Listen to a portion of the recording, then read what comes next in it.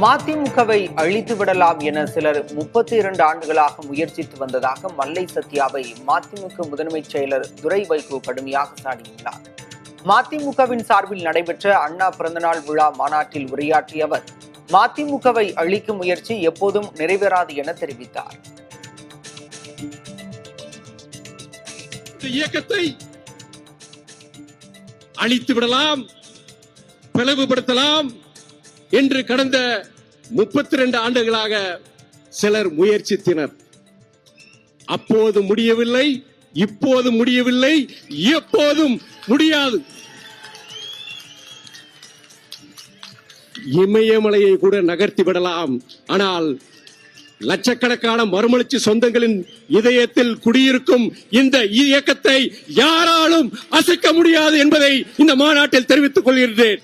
பல வேடிக்கை மனிதரை போல நான் வீழ்வேன் என்று நீ நினைத்தாயோ, நான் வீழ்வேன் என்று நினைத்தாய்.